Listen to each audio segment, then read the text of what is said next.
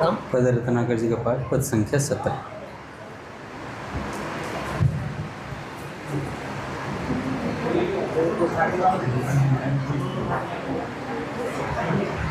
राधा जो मोह पे आज ढरो, राधा जो मोह पे आज ढरो, निज निज प्रीतम के पद रज रति, निज निज प्रीतम की पद रज मोह प्रदान करो, मोह प्रदान करो, मोह पे आज ढरो, राधा जो मोह पे आज ढरो। विषम विषय रस की सब आशा, विषम विषय रस की सब आशा, ममता तुरत हरो, ममता तुरत हरो, भुक्ति मुक्ति की सकल कामना, भुक्ति मुक्ति के सकल सत्वर नाश करो, सत्वर नाश करो, मुँह पे आज ढरो, राधा जो मुँह पे आज ढरो, निज चाकर चाकर चाकर, निज चाकर चाकर सेवा दान करो, सेवा दान करो,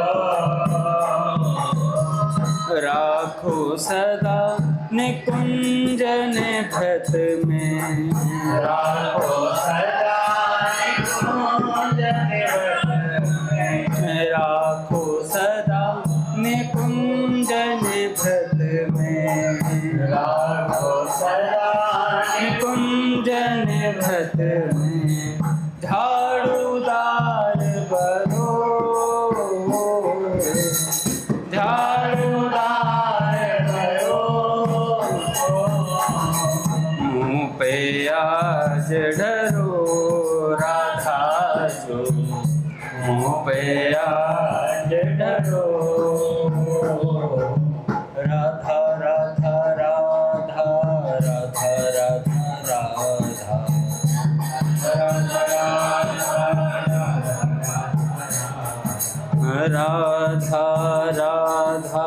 राधा राधा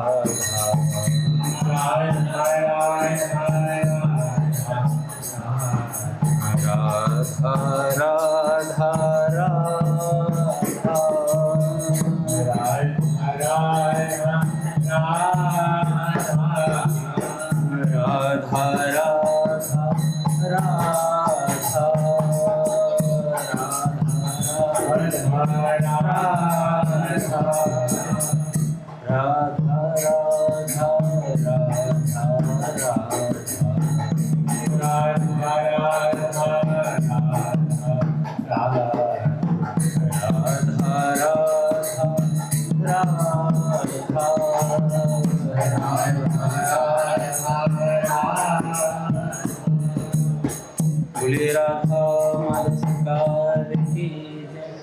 पूज्य श्री भाई जी महाराज की जय।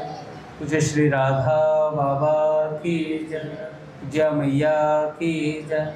अपने प्यारे भैया की जय। पूज्य दादा की जय। भक्तवत्सल भगवान की जय।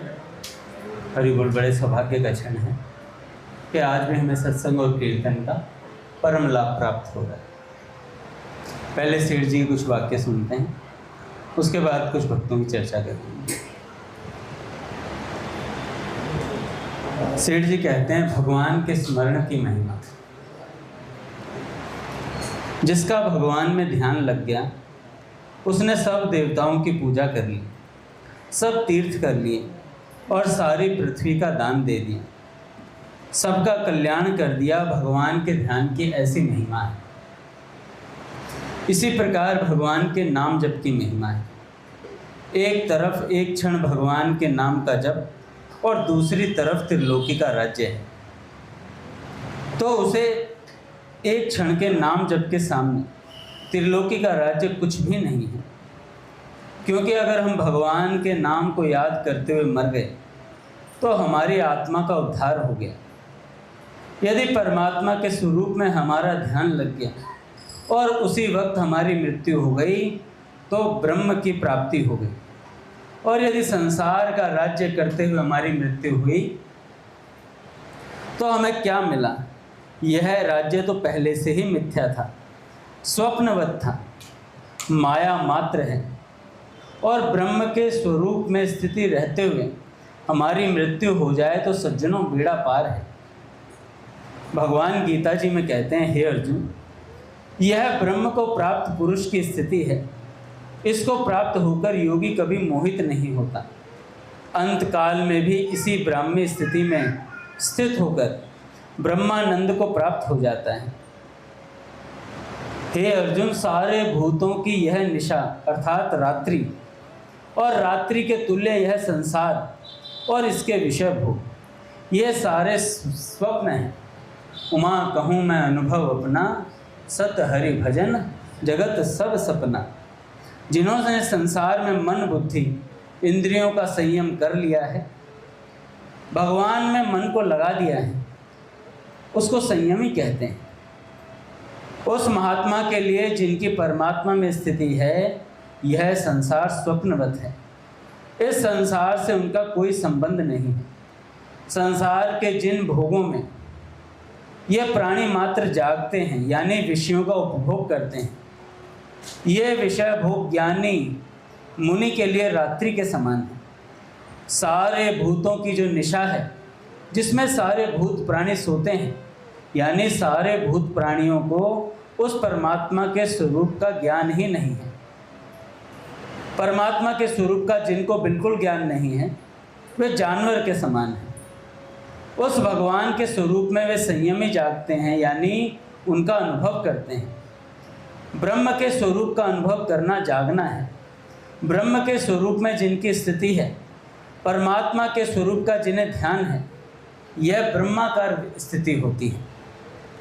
उस ध्यान में जो मर जाए यानी अंत काल में जो भगवान का स्मरण करते हुए जाए, उसे भगवान की प्राप्ति होती है।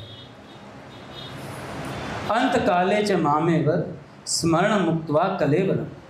जो अंत काल के समय में भी मुझको याद करता हुआ जाता है, वह मेरे भाव या मेरे स्वरूप को प्राप्त हो जाता है। अर्जुन, इसमें कोई भी शंका की बात नहीं। विचार करना चाहिए कि हम परमात्मा के नाम का स्वरूप का स्मरण कर रहे हैं, उस समय हमारे प्राण चले गए तो सज्जनों हमारा काम बन गया। यदि संसार का स्मरण करते हुए गए तो हमारी दुर्गति होगी, गधा घोड़ा कुत्ता आदि बनना पड़ेगा। मनुष्य जिस जिस भाव का स्मरण करता हुआ जाता है, याद करता हुआ जाता है, और जिस योनि को याद करता हुआ जाता है उसी को प्राप्त हो जाता है।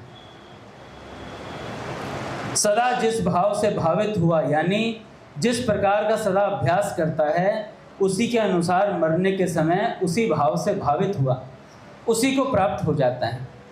इससे यह बात सिद्ध हुई कि मरने के समय जैसा भाव होता है उसी के अनुसार अगला जन्म मिलता है।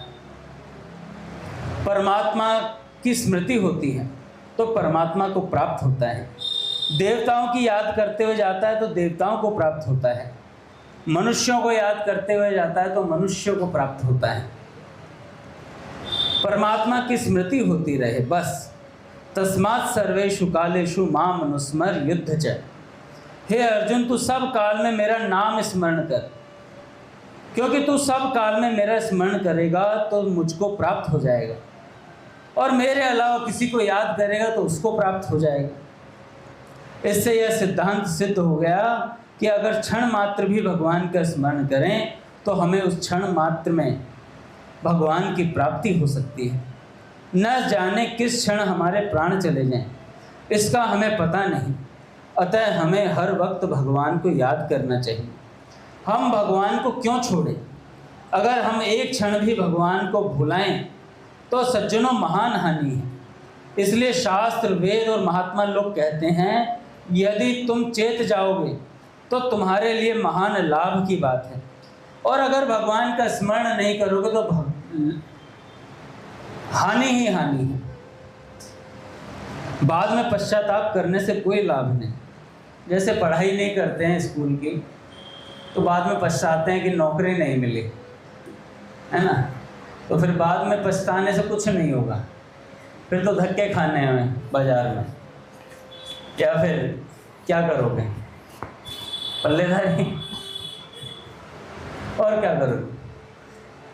तो इसलिए बाद में नहीं पछताना चाहिए। इससे बढ़िया पहले अपने को घटा ले। घटाने का मतलब क्या? पहले खूब अभ्यास कर ले। जब तक शरीर स्वस्थ है तब तक साधन भजन कर लेना चाहिए। लोग कहते हैं बुढ़ापे में जाके भजन करेंगे, बुढ़ापे में भजन होता है नहीं, जब जवानी में ही नहीं हो रहा, बुढ़ापे में कहाँ से होगा? बुढ़ापे में तो पूरे जीवन भर की यात्रा याद आएगी, घुटनों का दर्द याद आएगा, तेल मालिश कराते फिरेंगे, उसके अलावा कुछ नहीं होगा। तो क्षण मात्र भी भगवान का स्मरण करें तो हमें उस क्षण मात्र में भगवान की प्राप्ति हो सकती है। अतः हमें हर वक्त भगवान को याद करना चाहिए। और हर वक्त भगवान को याद रखने का तरीका क्या है? जैसे इस बालक ने काउंटर ले रखा है, यह उंगली में फंसा रहना चाहिए। जब भी याद आए तभी भगवान का नाम ले लिया। याद नहीं आ रही है तो भगवान से कह दिया, नाथ मैं भूलूं नहीं आपको, हे नाथ मैं आपको भूलूं नहीं। जैसे याद आ जाए फिर काउंटर पर नाम जप शुरू कर दो, फिर भूल जाओ तो फिर कह दो एक बार, हे नाथ मैं आपको भूलूं नहीं। ऐसे बोलने से क्या होता है? भगवान पर जिम्मेवारी आ जाती है। भगवान कहते हैं ये बार बार मेरे को पुकारता है, कहता है हे नाथ मैं आपको भूलूं नहीं, तो अब मैं इसे भूलने नहीं दूंगा। फिर वो क्या होता है? निरंतरता आ जाती है।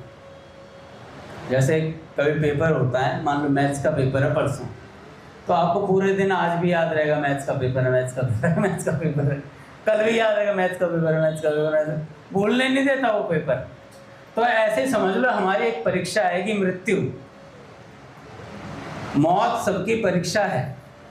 उस समय पता चलता है कितना जीवन में भजन किया है।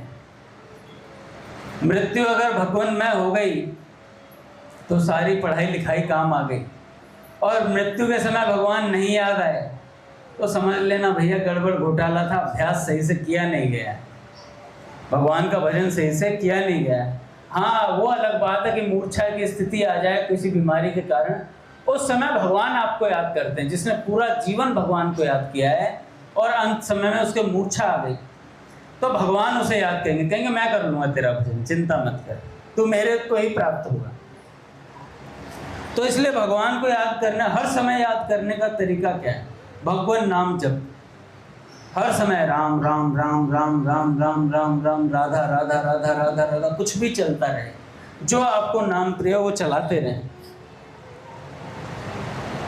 पश्चाताप करने से वह चीज कभी वापस नहीं आती। अगर लड़का मर जाए तो क्या रोने से वापस आ जाएगा? नहीं आएगा। अपने प्रिय से प्रिय स्त्री या पुरुष मर जाए तो मरने के बाद रोने से वह चीज लौटकर वापस आने वाली नहीं है। इसी प्रकार यहाँ से विदा होने के बाद यह मनुष्य शरीर हमें मिलने वाला नहीं है, इसलिए इसकी कीमत होनी चाहिए। नर तन पाहि विषय मन देहि, पलटी सुधाते 60 विष लेहि। नर तन पा करके अगर हमने विषयों में मन दे दिया तो भैया अमृत की जगह जहर ले रहे हैं।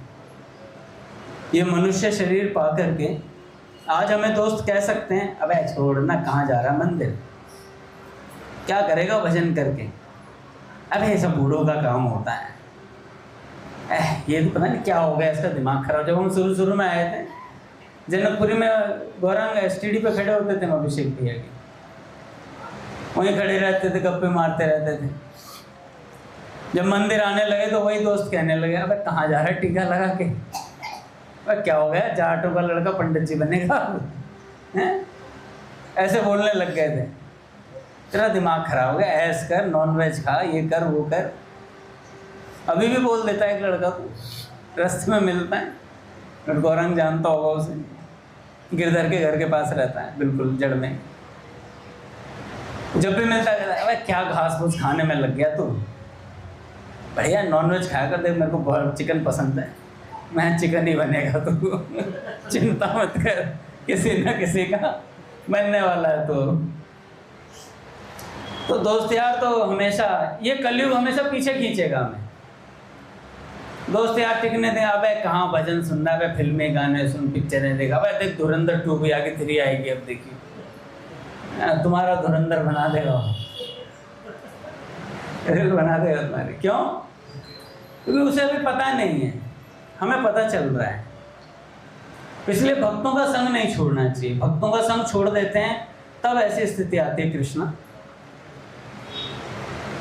जैसे भक्तों का संग छूटता है तो हम क्या करते हैं, संसारी दोस्त पकड़ लेते हैं, फिर वो उल्टी सीधी गालियां देते फिरते हैं, फिर हमें धीरे धीरे वो गालियां नॉर्मल लगने लगती हैं। अबे ये तो बढ़िया वाली है, ये अच्छी गाली है, ये अच्छी गाली, ऐसे करके दोस्त अच्छे न लगने लगते हैं। फिर उसके बाद धीरे धीरे मंदिर छूटने लगता है। एक दिन छूटेगा 10 में से, फिर उनका संग ज़्यादा होगा, फिर 10 में से 2 दिन छूटेगा, फिर एक दिन ऐसा आएगा 10 में से 10 दिन आप गायब रहोगे। ऐसे ही धीरे धीरे संसार की हवा लगती है। गर्भ में जब प्राणी होता है तो भगवान से कसम खा के आता है, क्योंकि गर्भ में 9 महीने माँ की कोख में रहना सबसे बड़ा दुख है। गर्भ के समान कोई दुख नहीं है कि 9 महीने उल्टा लटके रहना, मल मूत्र सब चीज़ें सनी उसमें लिपटा रहता है। तो उस समय प्राणी भगवान से प्रार्थना करता है, हे नाथ एक बार बाहर निकाल दो इससे, मैं आपका भजन करूँगा। भगवान कहते हैं देख ले, पक्का वादा है ना तेरा। और जैसे ही गर्भ से निकलता है, घर पे थाली बजती है, लड़का हो जाता है तो लड़की हो जाती है, तो आजकल सन्नाटा छा जाता है कि लड़की क्यों हो गई। तो जो थाली बजती है वो फिर उनमें बजाता है माँ बाप को, कभी वो उसके संगत ऐसी हो जाती है वो बिगड़ जाता है। बाहर ही लगी पवन बिछड़े सभी वचन। जैसे ही संसार की हवा लगती है तो भगवान को दी हुई कसम भूल जाता है कि गर्भ में मैं क्या कसम दे के आया था, नाथ मैं आपका भजन करूंगा गर्भ से बाहर निकलते। और गर्भ से बाहर निकलते हुए कहता है जीने के हैं 4 दिन प्रभु, बाकी सब बेकार दिन, सलमान खान बन लेने दो मुझे। तो सलमान खान बन नहीं पाता है, बन भी नहीं सकता है, क्योंकि अगर वैसा बन गया तो खूब पिटाई होगी नरकों में, चिंता मत करो। तो अपने को क्या करना है, मनुष्य शरीर दोबारा नहीं मिलेगा, इसलिए क्या करें, अपने जीवन को संयम सहित बिताएं। हमें तो 24 साल के होने के बाद पता चला कि भगवान भी कोई वस्तु होती है, वो भी हमारे पूज्य भैया ने हमें ट्यूशन पढ़ाया तो हम यहाँ लग गए, नहीं तो आज तक के हमारे दोस्त वहीं लगे हुए जहाँ लगे थे पहले। तो हमारी बुद्धि में एक संत की कृपा हुई हमारे ऊपर, तो हम भगवान में लग गए। अब हर किसी को ऐसा मौका मिलता नहीं, और अगले जन्म में मनुष्य हम बने भी तो उसका कोई जरूरी नहीं है कि हमें ऐसा संग मिल जाए। पता चला ऐसे देश में पैदा हुए जहाँ कुत्ते ही खाए जाते हैं, तो तुम पैदा होते कुत्ते का मांस खाओगे, कुत्ते बन जाओगे, अगले जन्म कुत्ते बनेंगे भाई फिर। तो इसलिए इस बार जब ये मनुष्य जन्म मिला है, इसी में काम बना लेना है। इसलिए जब तक यह मनुष्य शरीर हमारे अधिकार में है, तब तक इससे से अधिक लाभ उठाना चाहिए। और यही बुद्धिमानी है, यही समझदारी है। संसार भर में, संपूर्ण विश्व में अध्यात्म विषय में गीता जी के समान कोई ग्रंथ नहीं है। स्वामी जी महाराज ने कहा गीता जी के 5 श्लोक पढ़ो, बस 5 श्लोक से आपको मनुष्य जन्म जरूर मिलेगा अगला। वो 5 श्लोक भी हमसे होते नहीं हैं, उनमें भी हमारी टाएं फिस रहती है। तो इसलिए संतों ने हमें बिल्कुल सरलतम मार्ग बता दिया, कहा कि भगवान का नाम जप करो और कुछ नहीं करना है। कई लोग कहते हैं हमसे फिल्में देखना नहीं छूटता है, छूट जाएगा, नाम जपते रहना। कह रहे हमारा मन नहीं लगता, लग जाएगा, नाम जपते रहना। हमारे भीतर काम, क्रोध, मद, लोभ आदि विकार बहुत आते हैं, गंदी चीजें देखने का मन करता है, नाम जपते रहना, सब छूट जाएंगी। क्योंकि जहां राम तहां काम नहीं, और जहां काम तहां राम। तो जहां राम रहेंगे वहां ये सब बातें रह ही नहीं पाएंगी, धीरे धीरे छूट जाएंगी। मेरे सारे दोस्त छूट गए, कोई मेरे पास बैठना नहीं चाहता है। गौरव कभी तो कहते हैं यार तेरे पास बैठा नहीं जाता। मैंने कहा बैठ सकता भी नहीं, तेरी हिम्मत भी नहीं है।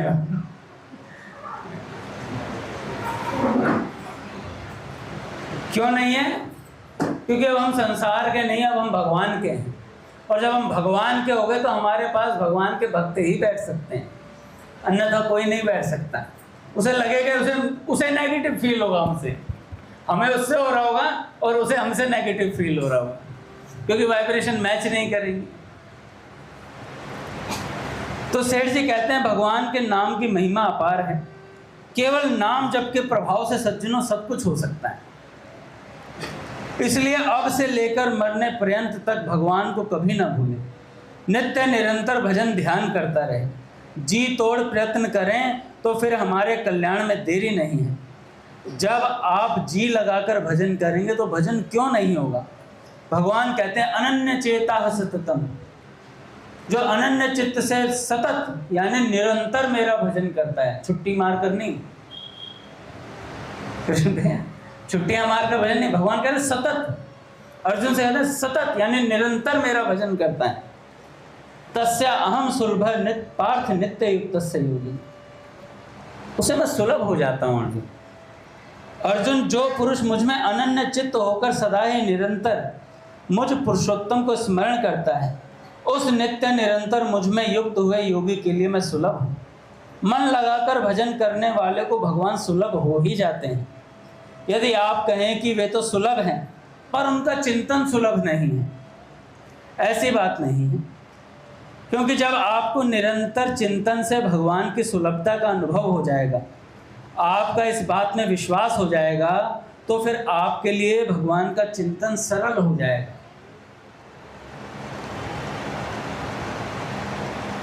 जब बालक पैदा होता है उद्धव जी, हमारी उससे इतनी जान पहचान थोड़ी होती है, छोटा बालक होता है, हम उससे जीवन में पहली बार रूबरू हो रहे होते हैं। लेकिन धीरे धीरे क्या होता है, उसका नामकरण हो जाता है, फिर उससे रोज मिलते हैं, रोज उससे बात करते हैं, रोज उसका नाम लेते हैं। तो ये क्या कर रहे हो तुम? उससे प्रेम का अभ्यास हो रहा होता है, और इतना अभ्यास हो जाता है। पटकुल श्री राम जय राम जय जय राम,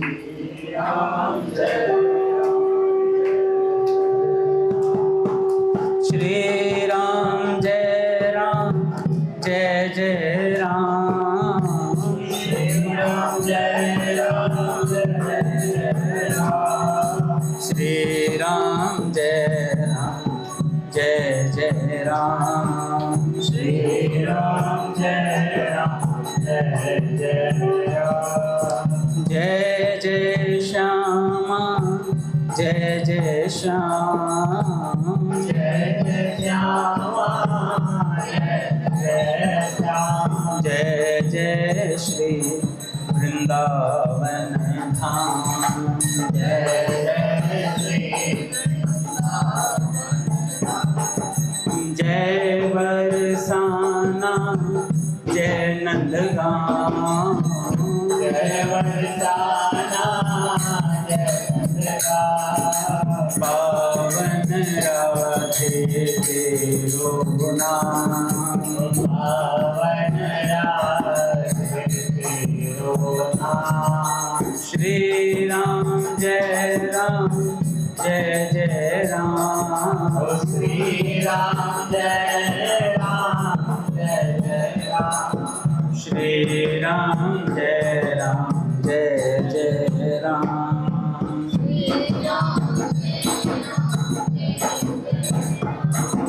श्री राम जय जय राम।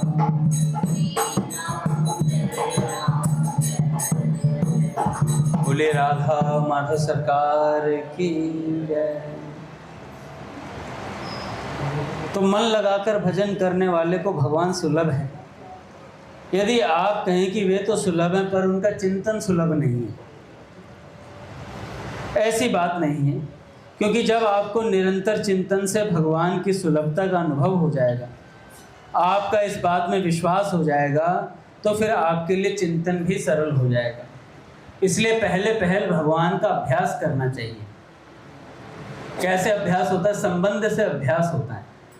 जैसे मैं बता रहा था, अभी बालक होता है तो हम क्या करते हैं, ऑफिस से आए अपने छोटे बालक को खिलाने लगते हैं, उससे बात करने लगते हैं, उसे गोदी में ले लेते हैं। इसी प्रकार भगवान से बात करें, भगवान से संबंध मान लें, तो फिर क्या होगा, भगवान का अभ्यास होगा। बार बार हम पुकारेंगे कनुआ, मनुआ, राम, जैसे जिस भी नाम से आप भगवान को पुकारते हैं, फिर धीरे धीरे वो संबंध प्रगाढ़ हो जाता है। फिर हम भूलते नहीं। बच्चे को भूलते हैं कभी? है उद्धव जी, बालक को भूला जाता है? नहीं भूला जाता। पूरे दिन याद रहती है, स्मृति रहती है, ना चाहते हुए भी स्मृति रहती है। और ऑफिस से आते हुए क्या चीज़ लेके आते हैं, चॉकलेट ले आए, कभी कुछ ले आए, आइसक्रीम ले आए हैं। तो हमें संबंध की जागृति हमेशा रहती है। फिर ऐसे ही जब भगवान से संबंध बन जाता है, फिर याद करना नहीं पड़ता, याद रहती है। फिर जबरदस्ती याद रहती है। बार बार भगवान दरवाजा खटखटाते हैं, आते हो तुम बार बार प्रभु मेरे मन मंदिर के द्वार। तो ऐसे ही भगवान बार बार आते हैं। नाम की जो महिमा शास्त्रों में मिलती है वह बहुत थोड़ी है। नाम की महिमा इससे भी बहुत अधिक है। नाम की महिमा जितनी गाई जाए उतनी थोड़ी है। आप कहें कि जितनी शास्त्रों में है, हमें तो उतनी ही महिमा मालूम नहीं पड़ती, तो विशेष मानी कैसे जाए? तो भैया बात ऐसी है, जैसे उल्लू को प्रकाश नहीं दिखता और मनुष्य को मोतियाबिंद हो जाने पर दिखाई नहीं देता, परंतु सूर्य का अभाव नहीं है। सूर्य का प्रकाश तो है, हमें नहीं दिख रहा, वो अलग बात है। जब मोतियाबिंद की तरह अश्रद्धा दूर हो जाएगी, तब अपने आप नाम जप का फल दिखने लग जाएगा। जिस प्रकार काठ पर चढ़कर छूने से बिजली का असर नहीं होता, उसी प्रकार हमारे में अश्रद्धा रूपी काठ आ गया है, जिससे हमें लाभ दिखाई नहीं देता। आप कहें कि हम भजन तो करते हैं पर पापों का नाश नहीं हुआ, इसमें आपकी यह मान्यता, ऐसी धारणा करना कि पाप नाश नहीं हुआ ही कारण है। यदि आप यह श्रद्धा कर लें कि भजन से पापों का नाश हो रहा है, तो सज्जनों देखना कितना लाभ होता है उससे। आप ऐसा मानो ही मत कि लाभ नहीं हो रहा। आप हमेशा ये सोचो कि मैं एक नाम भी जप रहा हूँ तो लाभ हो रहा है, एक नाम भी जप रहा हूँ तो मुझे लाभ हो रहा है। यही बात दैवी संपदा के विषय में है। जो यह समझता है कि हमसे कोई बुराई नहीं हो सकती, उससे कोई बुराई नहीं होती। जैसे हम लोगों का यह निश्चय हो गया कि हमसे बकरा नहीं काटा जा सकता, यह पक्का निश्चय है। पर सोचिए, यदि हाथ में छुरी लेकर चलावे तो क्या नहीं काटा जा सकता? क्या असमर्थता है। किंतु हमारा यह दृढ़ निश्चय होने से ऐसा करने में हम असमर्थ हैं। इसी प्रकार यदि हम यह निश्चय दृढ़ कर लें कि हमसे बुराई हो नहीं सकती, तो सज्जनों आपसे बुराई कभी होगी ही नहीं, आपसे कभी बुराई नहीं होगी। महात्मा और शास्त्र कहते हैं कि कलयुग में परमात्मा में थोड़ा भी प्रेम हो जाए तो वह अपने आप बढ़कर उद्धार कर देगा। आप बस महात्माओं के इन वचनों पर श्रद्धा करो कि अपि चेत्सो दुराचारो भजते माम अनन्य भाव। यदि कोई अतिशय दुराचारी भी अनन्य भाव से, भगवान कहते हैं मेरा भक्त होकर मुझको भजता है, तो वह साधु ही मानने योग्य है, क्योंकि वह यथार्थ निश्चय वाला है। तो इसलिए भगवान कहते हैं भाई कोई दुराचारी भी है, उसने निश्चय कर लिया आज से कि अब मैं भगवान का भजन ही करूंगा, मैं पाप नहीं करूंगा, तो भगवान माफ कर देते हैं और कहते हैं वो साधु है भैया। इस प्रकार भगवान ने सबके उद्धार के लिए रास्ता बना दिया है, यह हमें मान लेना चाहिए। संसार में कोई कैसा भी क्यों ना हो, उसका भी कल्याण हो सकता है, उसका भी कल्याण हो सकता है। इसलिए हमें भगवान के वचनों को मानकर नित्य निरंतर भगवान का भजन करने में लगे रहना चाहिए, नाम जप में लग जाना चाहिए। भगवान से संबंध बांधने वाले कई भक्त हुए। एक गांव में छज्जूमल नाम का एक गुड़ बेचने वाला अपनी पत्नी और 2 बेटों के साथ रहता था। उसकी पत्नी हर रोज लड्डू गोपाल जी को भोग लगाती, आरती करती, उनका पूरा ध्यान रखती थी। और उधर छज्जूमल दूर गांव में जाकर गुड़ बेचता था। इसी तरह उनकी जिंदगी अच्छे से चल रही थी। उसके बेटे बहुत नेक थे, परंतु दुर्भाग्यवश छज्जूमल की पत्नी अचानक चल बसी, देहांत हो गया। छज्जूमल बहुत उदास रहने लगा। फिर भगवान की जो इच्छा मानकर वह अपने काम वापस जाने लगा। उसके बेटे उसको समझाते, बाबा अब हम अच्छा कमा लेते हैं, आप घर पर बैठकर आराम कीजिए। परंतु छज्जूमल माना नहीं। उसकी पत्नी रोज गोपाल जी को भोग लगाती थी। उसको तो भोग लगाना आता नहीं था, परंतु अब थोड़ा सा गुड़ ठाकुर जी के आगे रख देता। ठाकुर जी ही तो ठहरे, और वो मीठे के शौकीन थे ठाकुर जी, लड्डू गोपाल जी। उनको तो गुड़ खाने का चस्का लग गया था। अब रोज काम जाने से पहले गोपाल जी को थोड़ा सा गुड़ लगा देते भोग में। एक दिन दोनों बेटे बोले, बाबा घर की मरम्मत करवानी है तो थोड़ा सा सामान इधर उधर करना पड़ेगा। बाबा बोला ठीक है। तो उन्होंने लड्डू गोपाल जी को भी अलमारी में भूलवश रख दिया। घर का काम शुरू हो गया, पर लड्डू गोपाल जी को अब गुड़ का भोग नहीं लगता। छज्जूमल अब रोज की तरह गांव में गुड़ बेचने गया। रास्ते में थोड़ा सा विश्राम करने के लिए एक पेड़ के नीचे बैठ गया। ठंडी ठंडी हवा चल रही थी। तभी छज्जूमल की आंख लग गई। तभी उसे लगा कि कोई उसे उठा रहा है, कह रहा है, बाबा आज गुड़ नहीं दिया तूने मुझे। छज्जूमल ने 1-2 बार अनसुना कर दिया। उसे लगा कि कोई सपना है, पर जब उसे लगातार हिलाता जा रहा था कोई और बोल रहा था, अचानक वह उठा और देखता कि 6-7 साल का बालक उसे कह रहा है कि बाबा आज गुड़ नहीं दोगे क्या। छज्जूमल मन में सोचने लगा कि मैंने तो इस बालक को कभी गुड़ न दिया। फिर उसने सोचा कि गांव में ही किसी का बच्चा होगा। छज्जूमल ने कहा, हाँ बेटा ले लो। तो उसे थोड़ा सा गुड़ दे दिया। गुड़ लेकर वह बालक गुड़ को मुंह में डालकर आहा मीठा मीठा है कहकर वहाँ से भाग गया। अब तो रोज ही वह बालक छज्जूमल को मिलता, उससे गुड़ लेता, नाचता गाता मीठा मीठा कहकर भाग जाता है।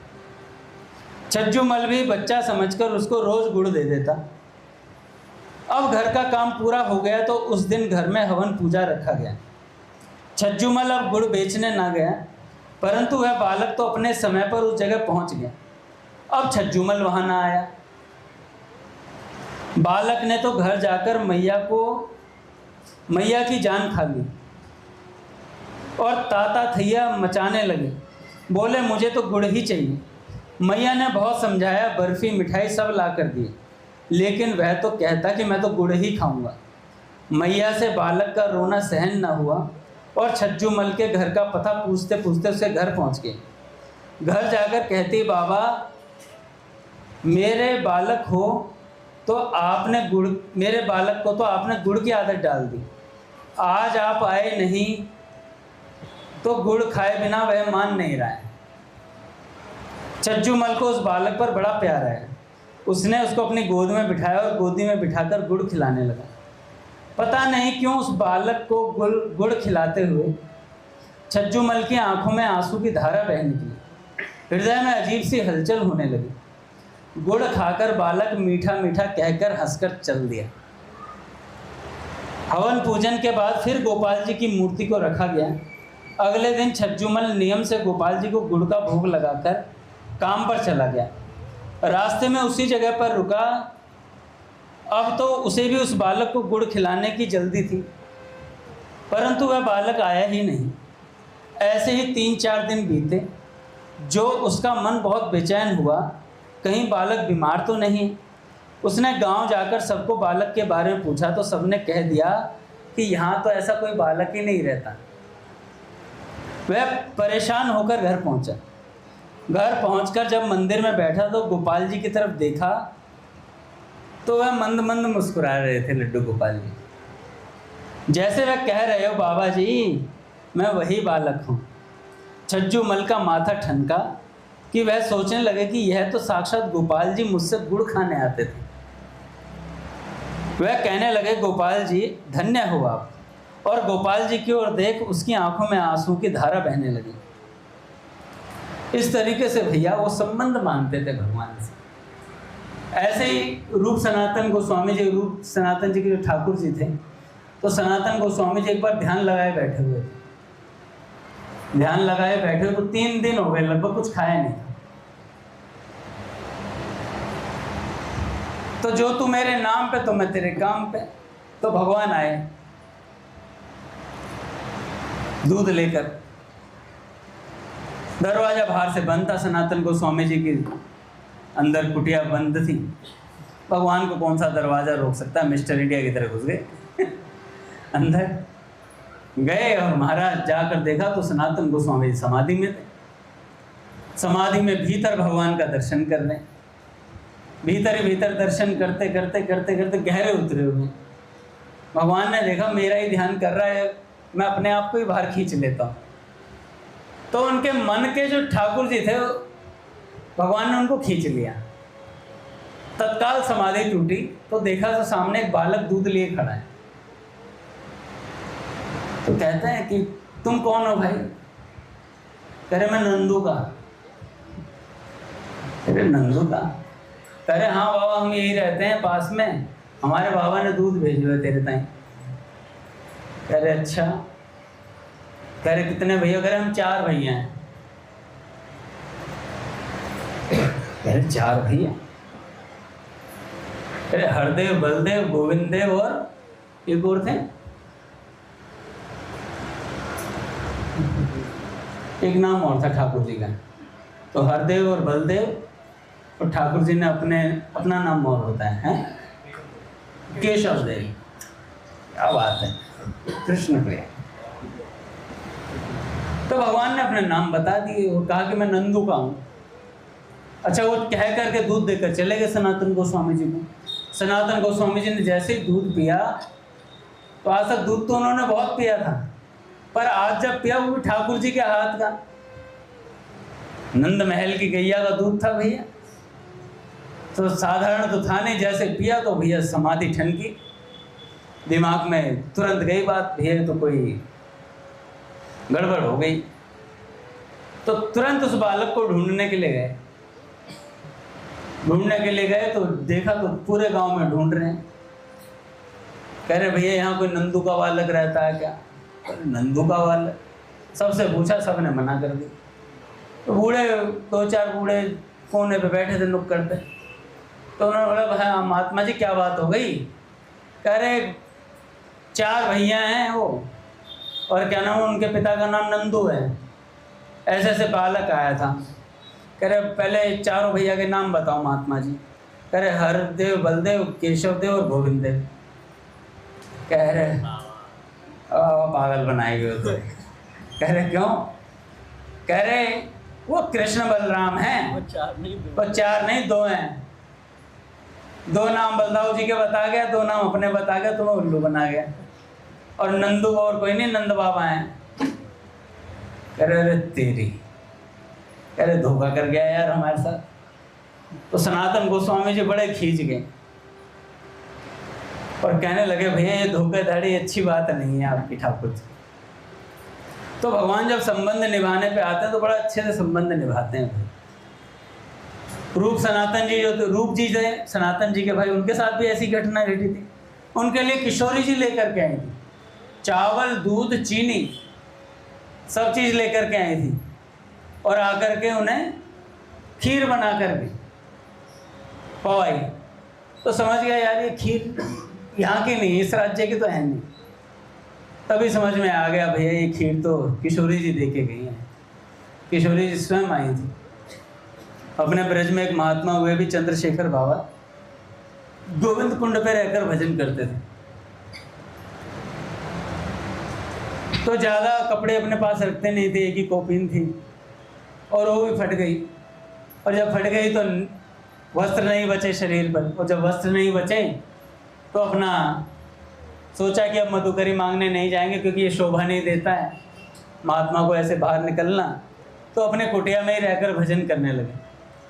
2 दिन बीते तो उनके बगल वाली कुटिया में एक महात्मा भजन करते थे। उनके पास एक बालिका आई और बालिका आके कहने लगी कि बाबा ये कोपीन है और ये प्रसाद है, बगल में कुटिया में बाबा भजन करते हैं, उसे दे जाओ। तो महात्मा जी गए उनके पास और जाकर के भजन कर रहे चंद्रशेखर बाबा से कहने लगे, बाबा ये एक बालिका आई थी और ये कोपिन दे गई है और ये आपके लिए प्रसाद दे गई है। तो बाबा को बड़ी चिंता है। बाबा कह रहे मैं तो आज तक कुटिया से बाहर ही नहीं निकला, तो पता कैसे चला किसी को कि मेरे पास कोपिन नहीं। तो रोने लगे जोर जोर से कि किशोरी जी को मेरी वजह से कष्ट करना पड़ा, आ करके बगल में वाले महात्मा को कोपिन देनी पड़ी, प्रसाद देना पड़ा, इतना कष्ट हुआ उन्हें हृदय से कि हम भगवान की सेवा के लिए आए हैं और सेवा हमारी भगवान कर रहे हैं। तो बड़ा कष्ट हुआ, हृदय में पीड़ा हुई। तो श्री जी ने बाबा से कहा, बाबा इतना रुदन मत करे, इतना रुदन मत करे, ये मेरी कृपा है तेरे ऊपर। अब यहाँ भजन करने की ज़रूरत नहीं है, अपना पूरे वस्त्र धारण कर वृंदावन में जाकर भजन कर, अब तेरा भजन सफल है गया। तो बाबा उस दिन से फिर बाबा वृंदावन चले गए। हमने भी दर्शन किए हैं बाबा के, पूज्य चंद्रशेखर बाबा के। हाथ ऐसे चलता था उनका नाम जप के, माला झोली टंगी रहती थी और यूं यूं खटखट जैसे मशीन दबा रहा ऐसे नाम जप चलता था।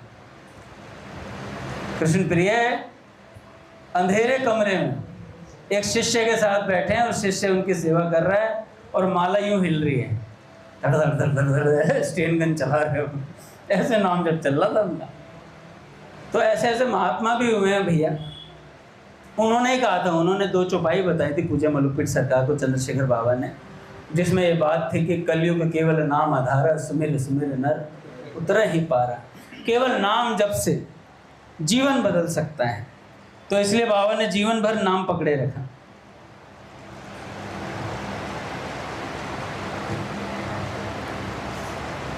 तो सेठ जी कहते हैं कि कैसा ही पापी हो, पापी से पापी भी हो, अगर नाम जपेगा तो उसका कल्याण हो जाएगा।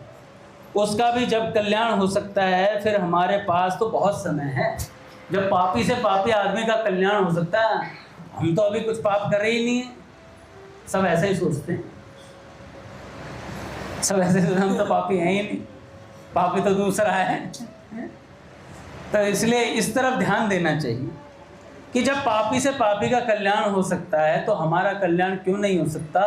क्योंकि हम तो भजन भी करते हैं, सत्संग भी सुनते हैं, नाम जप करते हैं, इतने पर भी यदि हम अपना कल्याण, आत्म कल्याण नहीं करते तो हम जैसा मूर्ख और कोई है ही नहीं।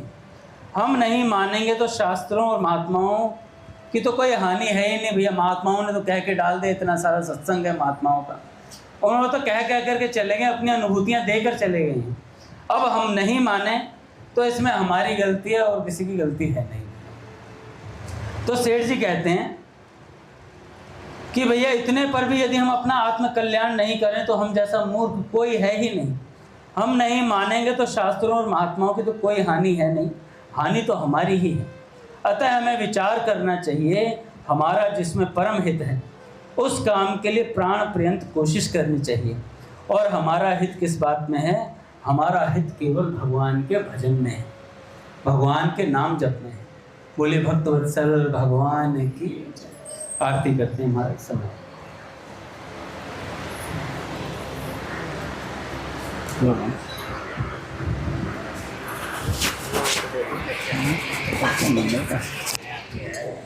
अभी गौरम को तो याद है ना?